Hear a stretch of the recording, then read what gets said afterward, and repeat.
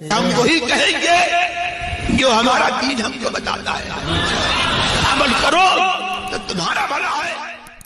اللہم صلی علی سیدنا و شفیعنا و حبیبنا مولانا محمد وبارک وسلم، صلاۃ و سلام علیک یا رسول اللہ صلی اللہ تعالی علیہ وسلم۔ جی ہاں، کیا سوال آیا ہے؟ سوال یہ ہے کہ پتنگ اڑانا اور اس کا بزنس کرنا کیسا ہے؟ پتنگ اڑانا اور اس کا بزنس کرنا کیسا ہے؟ پتنگ اڑانا ناجائز ہے، اور اس کے بزنس کرنے کا مطلب یہی ہوا کہ آپ پتنگ اڑانے والے کو پتنگ کو بیچیں، اور وہ جب پتنگ اڑائے گا تو یہ گناہ ہے، تو آپ پتنگ بیچیں گے تو یہ گناہ کے اوپر مدد کرنا ہے۔ تو جس طرح گناہ سے بچنا چاہیے، اسی طرح گناہ کے اوپر مدد بھی نہیں کرنا چاہیے، لہذا پتنگ کے بزنس کو نہیں کرنا چاہیے۔ واللہ تعالی عالم۔ کیا اللہ کے سوا کسی اور کی قسم کھا سکتے ہیں، اور اس پر شریعت کا کیا حکم ہے؟ اللہ کے علاوہ کسی اور کی قسم، جیسے تمہاری قسم، تمہاری ماں کی قسم، تمہارے باپ کی قسم، شریعت کے اعتبار سے یہ قسم نہیں ہے، اور اگر کوئی اس طرح کی قسم کھا لیتا ہے تو اس کے اوپر کوئی کفارہ وغیرہ بھی نہیں ہے۔ ہاں، جو اللہ تبارک و تعالیٰ کے نام، اس کی صفات یا جو شرعی قسم ہے وہ کھا لے تو ان میں بعض صورتوں کے اندر کفارہ وغیرہ دینا پڑتا ہے، لیکن اللہ کے نام کے علاوہ کسی اور ماں باپ وغیرہ کے نام کی قسم کھانے سے قسم نہیں ہوگی شریعت کے اعتبار سے، اور اس پر کوئی کفارہ بھی واجب نہیں ہوگا۔ واللہ تعالی اعلم۔ فیض کسے کہتے ہیں اور اس کا مطلب کیا ہے؟ فیض کسے کہتے ہیں؟ فیض کا ویسے عام معنی تو یہی ہے کہ انبیاء کرام، اولیاء کرام، بزرگان دین کی برکتوں کو فیض کہتے ہیں، اور صوفیاء کرام کی اصطلاحات ہیں، اور غالباً صوفیاء کرام کی اصطلاحات کے اندر فیض کچھ باطنی کیفیات وغیرہ کا نام رکھا جاتا ہے، یعنی بندہ گناہ سے نیکی کی طرف جائے، اندھیرے سے اجالے کی طرف جائے، نیک کاموں کی طرف اس کی رغبت بڑھے، اور اللہ تبارک و تعالیٰ کی بارگاہ میں عبادت کا شوق پیدا ہو، اس کو جو ہے وہ فیض کہا جاتا ہے۔ واللہ تعالی عالم۔ لیمبو، نمک، مرچی وغیرہ سے نظر اتارنا کیسا ہے؟ اگر نظر اتارنے میں کوئی شریعت کے خلاف کام نہ ہو اور کوئی غلط رسم کو نہ برتا جائے، صرف خالی ان چیزوں سے جائز طریقے سے کوئی نظر اتارتا ہے تو اس کے اندر کوئی حرج نہیں ہے، نظر اتارنا جائز ہے۔ واللہ تعالی عالم۔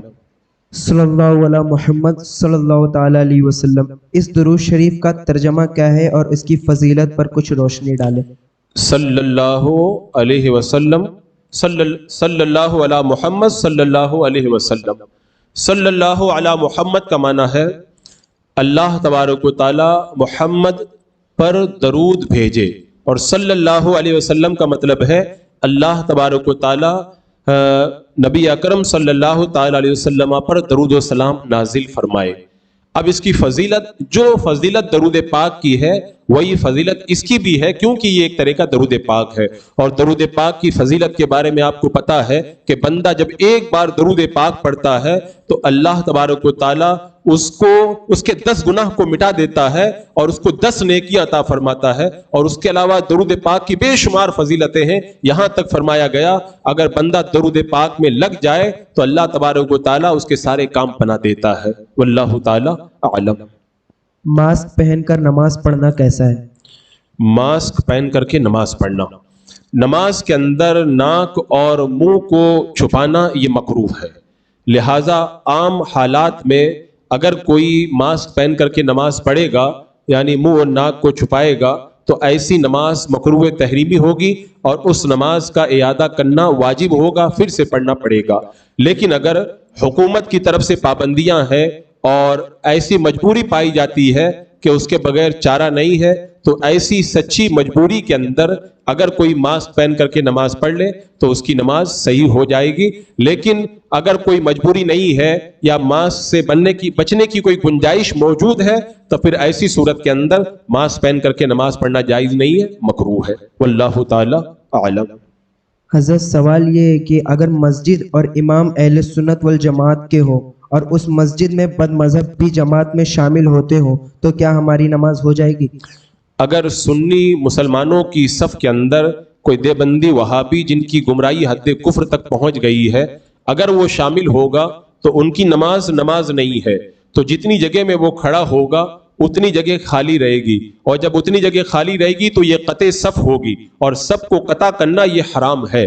لہذا جو مسلمان دیوبندی وہابی ایسے گمراہوں کو اپنی صفوں سے باہر کرنے کی طاقت رکھتے ہیں، انہیں باہر کرنا ان کے اوپر فرض ہے، اور یہ اعلان کرنا ان پر لازم ہے کہ ہماری مسجد میں کوئی دیوبندی وہابی وغیرہ ہرگز نماز کے لیے نہیں آ سکتا۔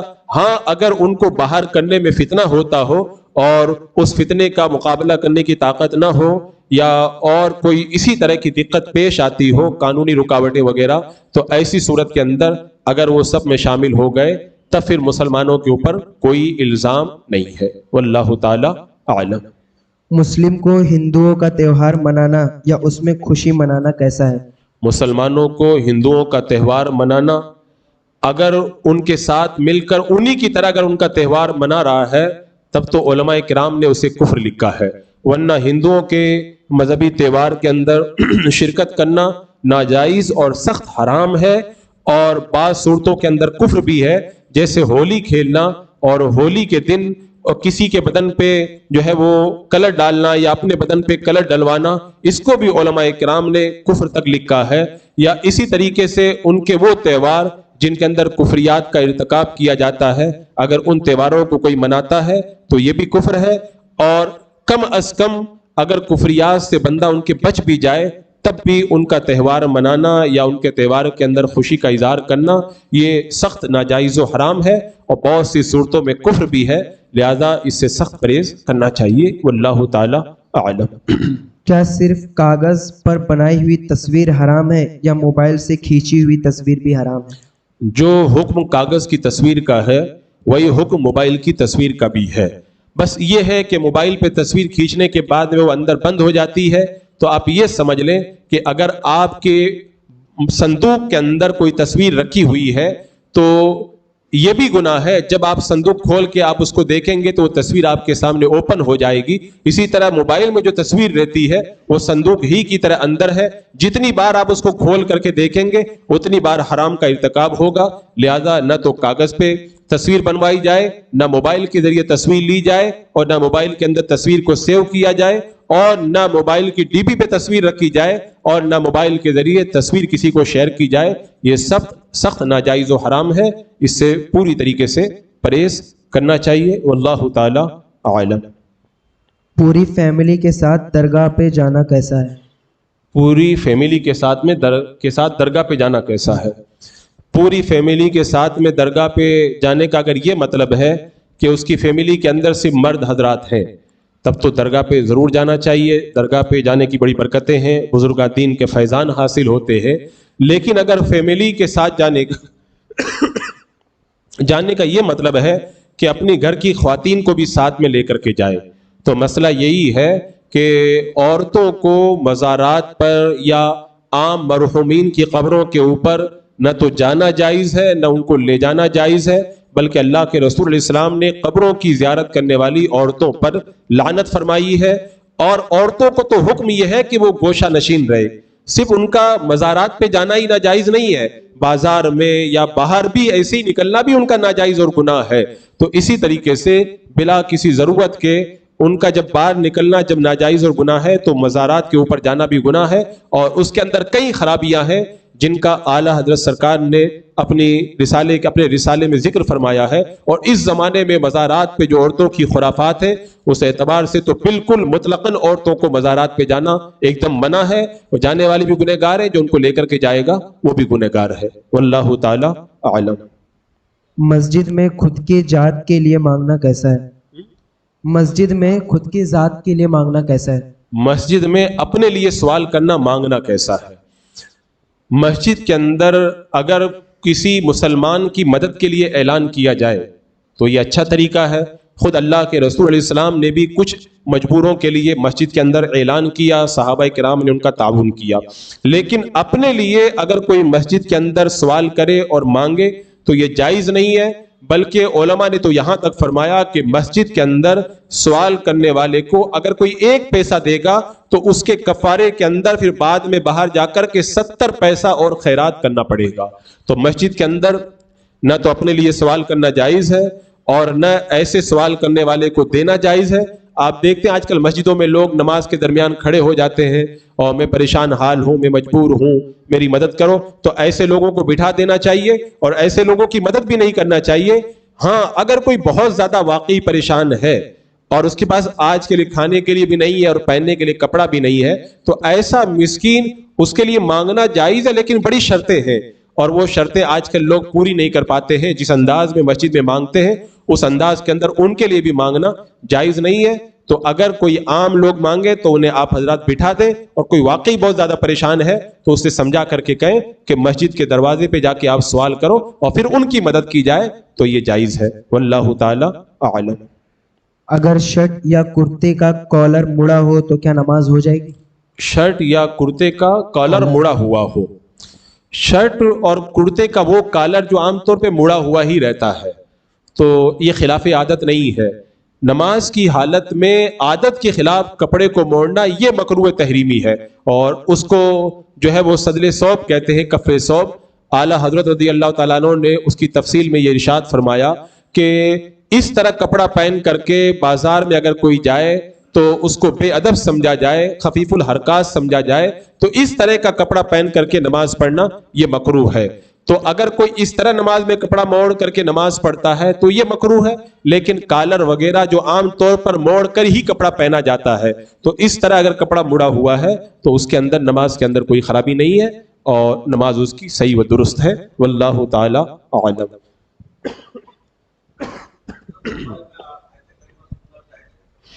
موبائل کے اوپر آیت کریمہ سننا ہاں جائز ہے، اس میں کوئی حرج نہیں ہے، کسی بھی سنی قاری وغیرہ کی تلاوت وغیرہ موبائل کے اوپر سن سکتے ہیں۔ واللہ تعالی اعلم۔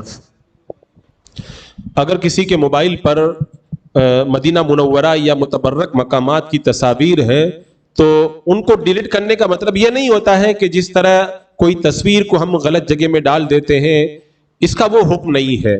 اگر کوئی ضرورت پڑ جائے، میموری وغیرہ فل ہو گئی تو ڈیلیٹ کرنا چاہے تو ڈیلیٹ کر سکتا ہے، لیکن اگر ضرورت نہیں ہے تو ادب کا طریقہ یہی ہے کہ اس کو بلا وجہ ڈیلیٹ نہ کیا جائے۔ واللہ تعالی اعلم۔ باتھ روم اور حمام دونوں ایک ہی جگہ میں، یعنی استنجا خانہ بھی وہیں پر ہے اور غسل کی جگہ بھی وہیں پر ہے، تو اگر اس طرح کا انتظام ہے کہ جو ناپاکی کی جگہ ہے اس کی کوئی ناپاکی غسل خانے کے اندر نہیں آتی ہے، وہ جگہ پاک صاف ہے اور اسے پاک صاف رکھتا ہے، تو وہاں پہ غسل کر سکتا ہے، اس کے اندر کوئی حرج نہیں ہے۔ واللہ تعالی اعلم۔ ہاں اگر باتھ روم اور لیٹرنگ اگر اٹیچ ہے اور وہاں پر اگر وضو کرنے کی جگہ میں ناپاکی نہیں ہے تو وضو کرنا جائز ہے، لیکن اگر وہاں پر بدبو وغیرہ موجود ہے تو دعا وغیرہ بسم اللہ وغیرہ وہاں پہ نہ پڑھی جائے، باہر سے پڑھ کر کے داخل ہو۔ واللہ تعالی اعلم۔ حضرت سوال یہ ہے، یہ شعر جو ہے، اے عشق تیرے صدقے جلنے سے چھٹے سستے، جو آگ بجھا دے گی وہ آگ لگائی ہے، اس شعر کی وضاحت فرمائیں۔ اے عشق تیرے صدقے جلنے سے چھٹے سستے، جو آگ بجھا دے گی وہ آگ لگائی ہے۔ اس کا ایک عام مفہوم تو یہی ہے کہ اعلیٰ حضرت سرکار فرما رہے ہیں کہ عشق کی آگ ہم نے اپنے دل میں لگا لی ہے، محبت رسول کی آگ ہم نے اپنے دل میں لگا لی ہے، بس اے عشق تیرے صدقے جلنے سے چھٹے سستے۔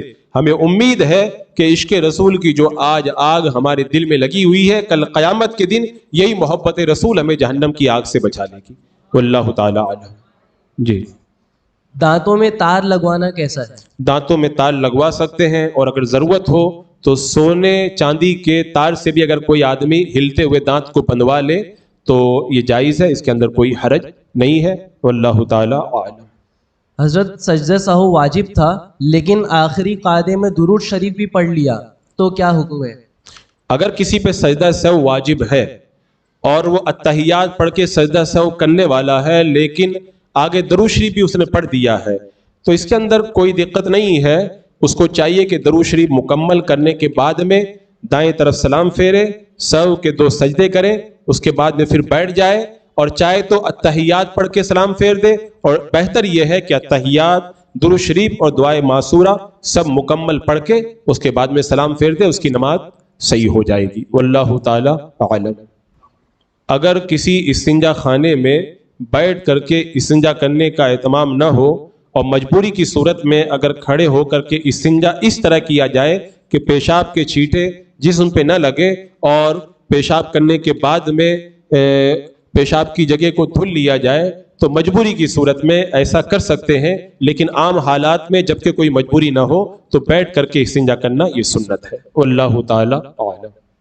अगर 1 महीना या 15 दिन की नमाजें किसी की कज़ा हो जाएं तो उसको अदा करने का तरीक़ा क्या है?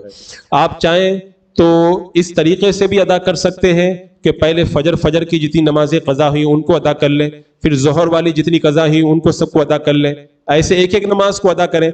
और चाहें तो रोज़ाना की जो 5 नमाजें हैं फजर, ज़ोहर, असर, मगरिब, इशा की कज़ा पढ़ें, फिर दूसरे दिन की फजर, ज़ोहर, असर, मगरिब, इशा की जो नमाजें कज़ा हैं उनको पढ़ें। और कज़ा के अंदर जो फ़र्ज रकाते हैं सिर्फ उन्हीं की कज़ा करना पड़ेगा। और चूंकि 1 महीने की नमाजें ज़्यादा नहीं है, इसलिए आम तौर पर जैसे फ़र्ज नमाज अदा की जाती है कज़ा नमाज को भी वैसे ही अदा कर लें। हाँ, ये तयन करना पड़ेगा आपको कि फला दिन की जो मेरी फजर की नमाज कज़ा है, फला दिन की जो ज़ोहर की नमाज कज़ा है, और दिन तारीख अगर भूल गया तो इस तरह नियत कर ले, सबसे पहली जो मेरी फजर की कज़ा है वो पढ़ ली, फिर नियत करें सबसे पहली जो मेरी फजर की कज़ा है मैंने उसकी नियत की। एक एक नमाज आप अदा करते जाएंगे तो जो कज़ा रह जाएंगी वही पहली बन जाएगी। तो इस तरीके से आप हर नमाज के अंदर पहली फजर कज़ा, पहली ज़ोहर कज़ा करके नियत कर लेंगे तो आपकी नमाजें सब अदा हो जाएंगी। वल्लाहु ताला आलम। जॉइंट फैमिली में पर्दे का क्या हुक्म है? अब जिन लोगों से पर्दा करने का हुक्म है, चाहे वो जॉइंट फैमिली में रहे या अलग अलग मकान में रहे, बहरहाल उनसे पर्दा करना वाजिब है। अब उस जॉइंट फैमिली में जितना बड़ा मकान है उसी सहूलत के एतबार से पर्दे का या तो बीच में एहतमाम करे, या औरत जो है वो नकाब के अंदर इस तरह रहे कि उसके जिस्म का कोई उज़्व ज़ाहिर ना हो जिनको छुपाना ज़रूरी है, और इतना चुस्त लिबास ना पहने जिससे जिस्म का उबार ज़ाहिर हो। तो इस तरह पूरे एहतमाम के साथ में घर पे रहे ताकि गैर महरमों के सामने गैर बेपर्दगी न होने पाए। वल्लाहु ताला आलम। कोई सुन्नी देवबंदी के साथ में बैठा हुआ है, हमको सलाम कर रहा है, तो उसके सलाम का जवाब देना चाहिए कि नहीं? सुन्नी अगर देवबंदी के साथ में बैठ रहा है, दोस्ती रख रहा है, तो ये नाजायज़ और हराम है, और ऐसा करने वाला फासिक है। और फासिक के को इब्तदान सलाम तो नहीं करना चाहिए, लेकिन अगर वो सलाम कर रहा है तो उसके सलाम का जवाब दे सकते हैं जबकि वो उस गुमराह के साथ में मिल करके उसकी गुमराही के अंदर मुब्तला ना हो गया हो। जब तक वो सुन्नी सही अकीदा है उसके सलाम का जवाब देना जायज़ है, लेकिन उसको समझाया जाए कि बद मज़हब के साथ में बैठना गुनाह है, उससे परहेज करें। वल्लाहु ताला आलम। ड्यूटी पे नमाज का वक्त नहीं मिलता है तो मैं क्या करूं? ऐसी ड्यूटी जिसकी वजह से नमाज कज़ा हो जाए, ऐसी ड्यूटी करना ही नाजायज़ और गुनाह है। पहली फुर्सत के अंदर आदमी ऐसी ड्यूटी और ऐसे कारोबार से मुंसलिक हो जिसमें उसकी कोई नमाज कज़ा ना हो। नमाज छूटने वाली ड्यूटी से शरीयत ने मना किया है और ऐसी ड्यूटी करना जायज़ नहीं है। और खुदा न खास्ता अगर कभी किसी सूरत में अगर कोई नमाज कज़ा हो गई तो जितनी जल्दी हो सके उसको अदा करे, पता नहीं कब मौत आ जाए और अल्लाह तबारक व तआला की बारगाह में उसका सख्त हिसाब हो। वल्लाहु ताला आलम। नमाज के अंदर या नमाज के बाद पता चला कि पैंट फोल्ड की थी, तो दोनों हालत में क्या करें? अगर पैंट वगैरह फोल्ड करके कोई नमाज पढ़ रहा है तो नमाज इस तरह से पढ़ना मकरूह तहरीमी है, लिहाजा नमाज के बाहर है तो फिर ऐसी सूरत में तो फौरन अपनी फोल्ड की हुई पैंट को सही कर ले, और नमाज पढ़ते वक्त में इस बात का एहतमाम करे कि अपने कपड़ों को दुरुस्त रखे ताकि उसकी नमाज मकरूह न हो। और अगर किसी ने फोल्ड की हुई पैंट की हालत में अगर नमाज पढ़ ली तो बाद में उस नमाज को फिर से पढ़ना ये वाजिब है। वल्लाहु ताला आलम। घोड़े का गोश्त खाना क्या है, कैसा है? घोड़े का गोश्त खाना इमाम आज़म अबू हनीफा रदी अल्लाह तआला अन्हु के नज़दीक मकरूह है। वल्लाहु ताला आलम। शॉप पर नमाज पढ़ता हूँ, शॉप का पार्टनर है जो भगवान की तस्वीर लगाया हुआ है, क्या ऐसी जगह नमाज पढ़ना जायज़ है? अगर कोई ऐसी जगह नौकरी कर रहा है जहाँ काफिर अपनी मूर्ति वगैरह रखा हुआ है तो ऐसी तस्वीर के पास में कोई अगर नमाज पढ़ेगा तो उसकी नमाज मकरूह तहरीमी होगी। और खुदा न खास्ता अगर किसी ने उस मूर्ति के आसपास होते हुए नमाज पढ़ ली है तो बाद में जब पता चले तो फिर वो अपनी नमाज को फिर से लौटाए। ऐसी नमाज को लौटाना ये वाजिब है। वल्लाहु ताला आलम। बोली वाली बीसी में हिस्सा लेना कैसा है? बोली वाली बीसी में हिस्सा लेना, बोली वाली बीसी का अगर ये मतलब है कि चंद लोग मिसाल के तौर पर 10 आदमी 10-10 हज़ार रुपया जमा करते हैं, हर महीना बीसी खोलते हैं اور ایک آدمی جو ہے وہ لے لیتا ہے پورا 1 لاکھ روپیہ، اگلے مہینے میں دوسرا آدمی 1 لاکھ روپے لے لے گا اور ہر مہینہ سب لوگ برابر پیسہ بھرتے رہیں گے، تو ایسی BC تو جائز ہے. لیکن بولی والی وہ BC کہ 1 لاکھ روپیہ 10 آدمی مل کے جمع کریں، اس کے بعد میں بولی لگائیں کہ کون اس کو کتنے میں لیتا ہے. ایک آدمی کہہ رہا ہے کہ میں 1,10,000 میں لے رہا ہوں، تو وہ 1 لاکھ روپیہ اٹھا کے اس کو دے دے اور جو 10,000 زیادہ ملا ہے اس کو آپس میں بانٹ لیں. یا اسی طرح کی کوئی اور BC جس کے اندر جتنا پیسہ وہ لے رہا ہے اس سے زیادہ اس کو دینا پڑ رہا ہے اور کچھ لوگوں کو زیادہ مل رہا ہے کم دینا پڑ رہا ہے، تو یہ تمام صورتیں BC والی جائز نہیں ہے، حرام ہے. ہاں، جن میں جتنا پیسہ جمع کر رہے ہیں اتنا ہی سب کو مل رہا ہے اور کسی طرح سے کمی بیشی نہیں ہو رہی ہے تو وہ BC کر سکتے ہیں، وہ جائز ہے. واللہ تعالی اعلم. کیا دنیاوی تعلیم دینے والا ٹیچر ایسی جگہ پڑھا سکتا ہے جہاں بالغ لڑکے لڑکیاں طلبہ ہوں؟ بالغ لڑکی کو تو کسی عورت کے پاس ہی پڑھنا چاہیے، کسی مرد یا ایسے ہی مخلوط ماحول کے اندر ان کے لیے تعلیم حاصل کرنا جائز نہیں ہے. اور اس کے اندر جو جائز صورت بتائی بھی جائے تو اس کی جو شرطیں ہیں عام طور پر لوگ ان کو پورا نہیں کر پائیں گے، جیسے آنے جانے میں فتنے کا اندیشہ نہ ہو، پورے شریف پردے کے ساتھ میں جائے، مردوں اور عورتوں کے اسٹوڈنٹ کے درمیان پردہ رہے، اور تنہائی کسی غیر محرم کے ساتھ میں یا ٹیچر کے ساتھ میں تھوڑی دیر کے لیے بھی نہ ہوتی ہو، اور وہ عورت اپنی آواز کو غیر محرم کو نہ سناتی ہو. یہ تمام شرطیں جب پائی جائیں، فتنے کا اندیشہ نہ ہو، تب جا کر کے تعلیم حاصل کرنا اس کے لیے جائز ہوگا. لیکن ان تمام صورتوں پہ عمل کر لینا بہت مشکل کام ہے اس دور کے اندر. لہذا حکم یہی ہے کہ بالغہ لڑکی کو چاہیے کہ کسی عورت ہی کے پاس میں وہ تعلیم حاصل کرے، غیر محرم مرد یا ایسے مخلوط ماحول کے اندر وہ تعلیم ٹیوشن حاصل نہ کرے. واللہ تعالی اعلم.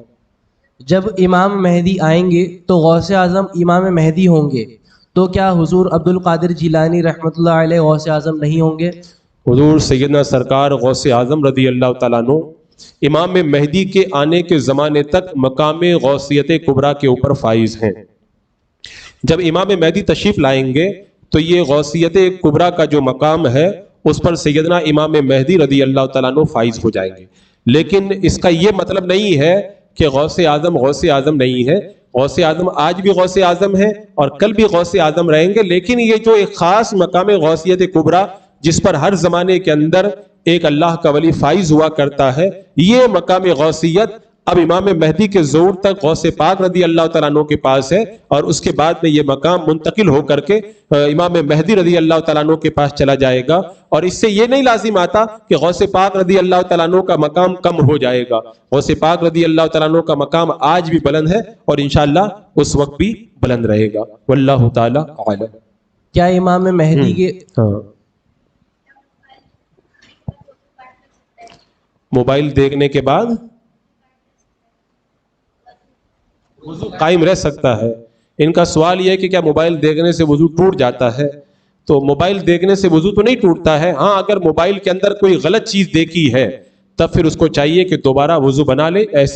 اس طرح سے وضو بنا لینا یہ مستحب ہے، لیکن وضو ٹوٹتا نہیں ہے. واللہ تعالی اعلم. کیا امام مہدی کے وقت حق کی پہچان مسلک اعلیٰ حضرت ہی ہوگی؟ ان کا سوال ہے کہ امام مہدی جب تشریف لائیں گے تو کیا مسلک اعلیٰ حضرت حق کی پہچان ہے؟ اصل میں مسلک اعلیٰ حضرت الگ سے کوئی نیا مسلک نہیں ہے. مذہب اہل سنت و جماعت ہی کو مسلک اعلیٰ حضرت کہتے ہیں. تو اعلیٰ حضرت رضی اللہ تعالیٰ عنہ نے جو دینی، مذہبی، جو اعتقادی اور جو افکار، جو نظریاتی جو تعلیمات ہمیں عطا فرمائی ہیں، انہی کا نام مسلک اعلیٰ حضرت ہے. تو اعلیٰ حضرت کے زمانے سے پہلے جیسے حق کی پہچان ہمارے دوسرے بزرگان دین تھے، اس زمانے میں گمراہوں نے جب فتنے اٹھائے، اعلیٰ حضرت رضی اللہ تعالیٰ عنہ نے ان فتنوں کا رد کیا تو آپ اس دور کے اندر حق کی پہچان بن گئے. تو جب تشریف لائیں گے امام مہدی رضی اللہ تعالیٰ عنہ تو امام مہدی خود ہی حق کی پہچان ہوں گے اس زمانے کے اندر. تو اس زمانے کے اندر حق کو امام مہدی ہی سے پہچانا جائے گا.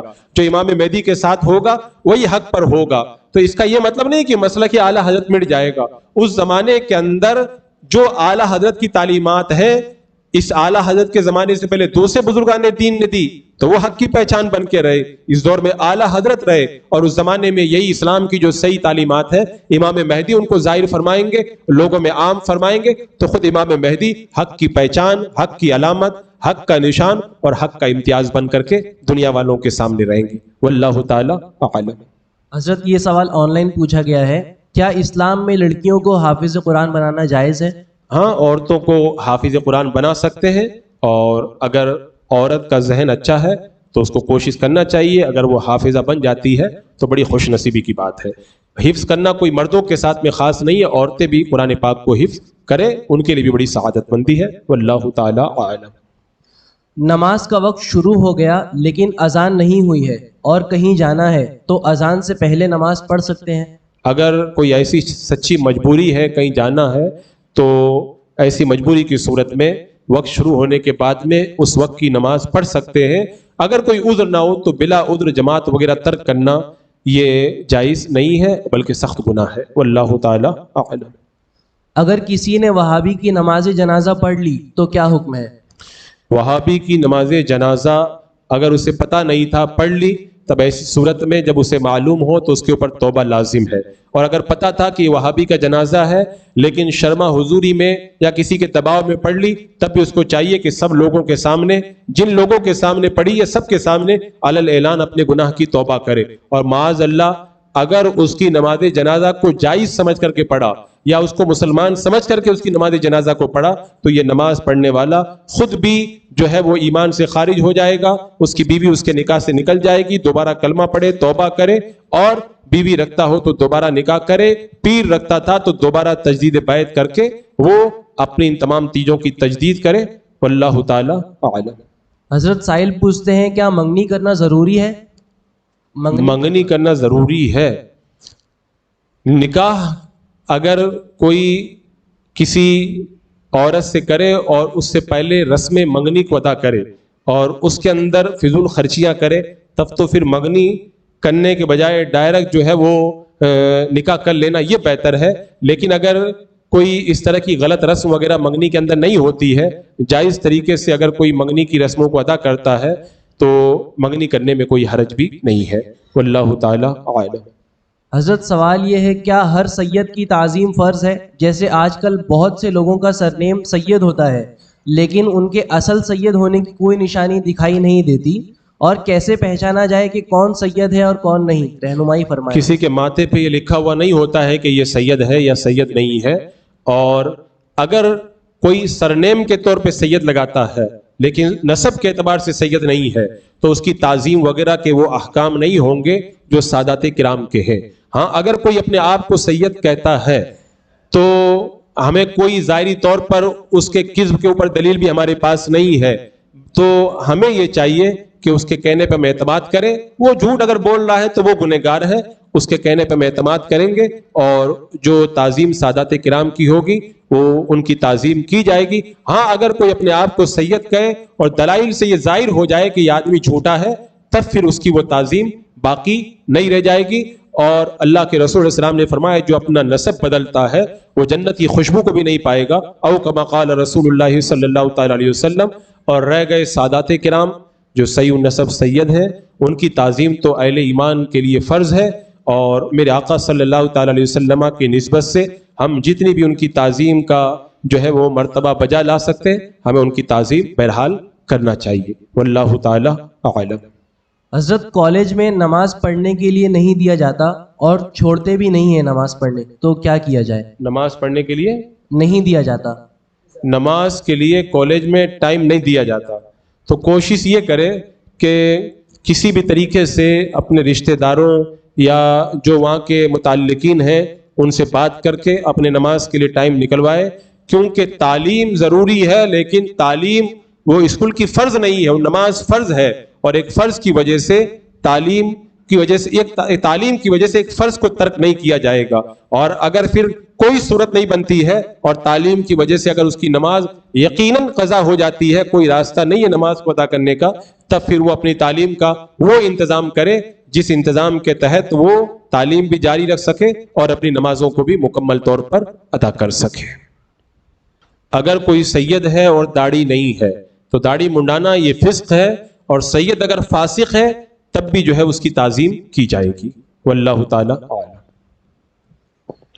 وقت چونکہ آدھا گھنٹہ جو سوال و جواب کا تھا مکمل ہو گیا ہے. ٹھیک ہے، ایک سوال کر لیں، اس کے بعد میں انشاءاللہ دعا کریں۔ غیر مسلم اگر مسلمان ہو جائے تو اس کو سرنیم کیا دیا جائے؟